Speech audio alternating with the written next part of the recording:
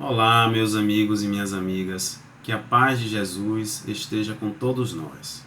Estamos aqui hoje a convite das nossas amigas queridas, Beth, Sônia, Ivone, para a realização de um estudo acerca do capítulo 14 do livro Pelos Caminhos de Jesus, psicografia de Divaldo Pereira Franco, pelo espírito Amélia Rodrigues. E nesse capítulo 14, o título é Confiança em Deus. Estamos aqui para trazer algumas reflexões que achamos necessárias e indispensáveis para os nossos estudos. E é claro que falar sobre Amélia é retornar ao tempo, é voltar à época de Jesus com a sensação de estar revivendo aqueles momentos tão nobres, tão iluminados e importantíssimos para toda a humanidade. Tanto é que até hoje estamos aqui ainda buscando beber dessa fonte inesgotável que o Cristo nos trouxe para alimentar nossos corações e nossas almas. Inicialmente, é importante contextualizar o texto, onde Amélia coloca aquela chegada triunfante de Jesus à cidade de Jerusalém. É importante notar que tratava-se do período já considerado por nós ocidentais e orientais como o Domingo de Ramos. O Domingo de Ramos foi um momento em que Jesus chegou montado sobre um jumento na cidade de Jerusalém. E foi recebido, aclamado pelo povo, que em festa estendiam suas túnicas, colocavam folhas de palma para recebê-lo, junto com a sua comitiva, por assim dizer. E aquele instante realmente foi considerado como a proclamação do Evangelho do Cristo. A proclamação do Evangelho que veio para transformar os corações. Veio para modificar aquela realidade que até então existia e que as pessoas ainda não haviam se sensibilizado. Então, mesmo chegando daquela forma como ele chegou, é importante notar também que menos de uma semana depois, na sexta-feira prévia da Páscoa, ele fora crucificado. Aquele mesmo povo, aquela mesma multidão que o aclamou quando chegou a Jerusalém, como o filho de Davi, como o rei prometido, não aquele rei guerreiro que provavelmente viria sobre um cavalo, que é símbolo da guerra, mas sobre um jumento que simbolizava a paz. Esse mesmo povo foi capaz também de escolher pela sua crucificação. Então, naquele instante auspicioso, é notável que existiam pessoas que também estavam sendo mobilizadas pelo magnetismo do Cristo. E uma delas foi um fariseu muito rico, que havia sido muito rico, que vivera na opulência, que tivera nobres e importantes funções, patrimônios, e tudo aquilo que a vida física poderia oferecer à época, mas que, naquele instante, estava vivendo momentos de miserabilidade, sofrido, angustiado, triste. E ele pensava consigo mesmo como resolver a sua situação, o que fazer diante de tudo aquilo que ele havia passado, que ele ainda estava passando, e que ele não sabia quando terminaria, quando ele conseguiria se libertar de tudo isso. E aqui é importante, Amélia traz para todos nós uma visão desse mundo materialista e também, claro, das pessoas que visam esse materialismo, a exemplo desse fariseu, que viveu a sua vida inteira pautada na busca do poder, das regalias, dos prazeres e todos os benefícios mais que a vida material poderia lhe ofertar. No entanto, ele havia perdido tudo E ele estava desesperado. Não sabia o que fazer. E aquilo dali consumia o seu coração profundamente. Até que esse fariseu resolve ir ao encontro de Jesus e pede-lhe instruções, orientações, pede-lhe conselhos e conta para ele toda a sua vida, tudo aquilo que ele passou e o que ele deveria fazer. Só que, para sua surpresa, ele ouve de Jesus mensagens de confiança, de esperança, de que ele deveria ter fé, de que ele deveria ser fiel a Deus e que ele deveria esperar, porque as leis divinas estavam para todos aqueles que habitam este planeta e o próprio universo. E naquele momento, Jesus diz a ele para que ele mantenha a sua confiança irrestrita no Criador, para que ele possa também perseverar confiante e não desistir da sua caminhada, mesmo diante de tantos desalentos, de tantas frustrações, de tantos desenganos, traições que ele vivera.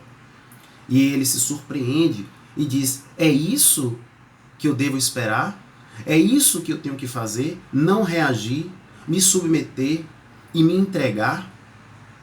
E naquele momento, Jesus deixa claro também outro grande postulado seu sobre o perdão, sobre a não reação, sobre não reagir, sobre as ofensas, as injúrias, sobre o amor acerca dos inimigos, dos adversários, daqueles que nos prejudicam, que nos caluniam, que nos traem, nos enganam. E aquele fariseu passa a refletir e avaliar sobre tudo isso.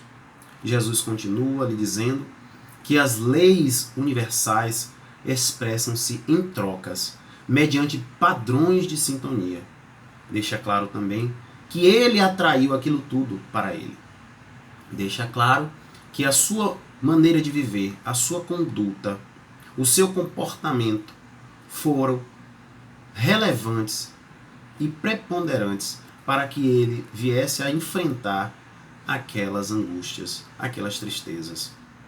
Demonstrando para nós todos que a lei de causa e efeito estava ali sendo exercida pelo universo, por Deus. E que ele deveria, sim, refletir sobre os seus atos, reavaliar as suas condutas e retomar o caminho reto. E buscar ser feliz, encontrar a paz. Como vai dizer Jesus, que o homem que perde aquilo tudo que teoricamente lhe tiraram, ele é feliz, porque o homem bom, ele não perde a bondade. O homem mau, ao contrário, quando perde algo, ele retoma o encontro consigo mesmo. Ele encontra a paz. E aquele infeliz que retira algo de alguém, que trai, engana, que falseia, que é desonesto, ele está ainda desarticulado sobre a sua própria existência, sobre a consciência de si mesmo. Então, naqueles instantes, Jesus traz àquele fariseu reflexões profundas para que ele pudesse reavaliar a sua própria vida. E é claro que nós podemos também lançar mão do Evangelho para avaliar essas condutas e também repensar cada um daqueles passos que aquele homem havia dado.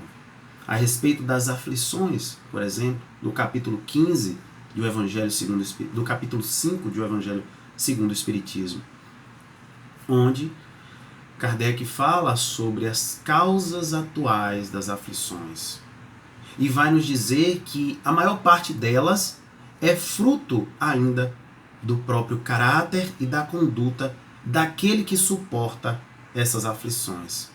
A exemplo daquele fariseu, que era ambicioso, que era mesquinho, que buscava tirar vantagens e sempre proveito de todas as situações.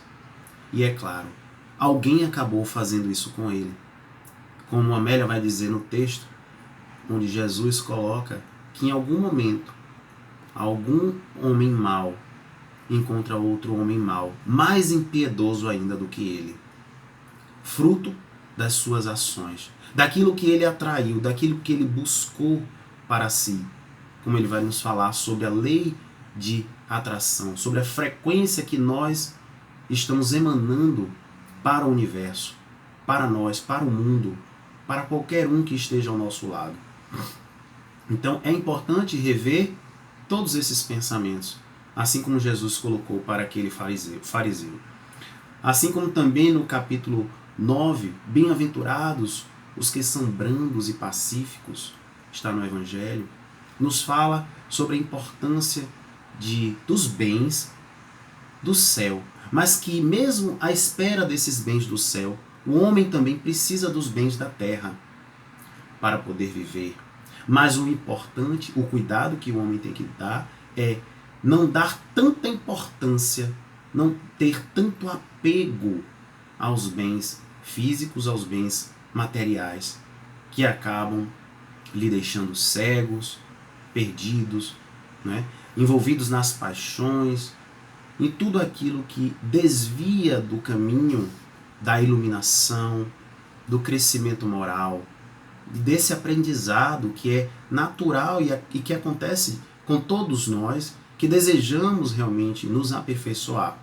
Então, ele nos traz essas reflexões acerca do próprio Evangelho. No capítulo 12 também, amai os vossos inimigos, quando o fariseu se queixa de que ele deveria se submeter, de que ele deveria não reagir, em verdade o Cristo se refere não àqueles que o fizeram mal, mas sim à lei maior, porque existe um Deus supremo, um Deus que comanda a vida em todo o universo e que cuida de todos nós, que cuida de cada um de seus filhos, e que amar os inimigos nada mais é também do que respeitar essa lei que é universal, essa lei que abrange todas as criaturas, a lei de amor. É uma lei que todos estão submetidos e que aquele que viola, que aquele que infringe, infelizmente também sofrerá as consequências. Não é à toa que ele também se refere a essa lei de causa e efeito. Não é? Aquilo que nós fazemos, aquilo que nós desejamos, aquilo que nós pensamos, nós somos o reflexo. Nós refletimos isso e nós recebemos aquilo que nós desejamos. E foi exatamente isso que ele fez. E por fim, falar também do capítulo 19 de O Evangelho segundo o Espiritismo. A fé transporta montanhas. Jesus vai nos dizer, naquele momento, que a calma na luta é sinônimo também de fé. E é necessário ter essa fé vigorosa, uma fé no alto, uma fé no Criador, que sabe de todas as nossas necessidades, que sabe daquilo que nós precisamos. E será que de fato aquele homem não retirou tanto de tantas pessoas e teria que devolver? Fica a reflexão para todos. O que é que de fato nos pertence?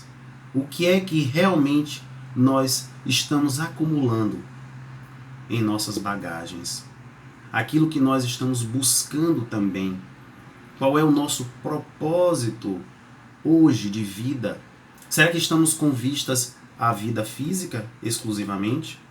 A acumular, a ter, ao invés do ser, e da vida futura, da vida espiritual, que é a verdadeira vida, como Cristo veio nos ensinar?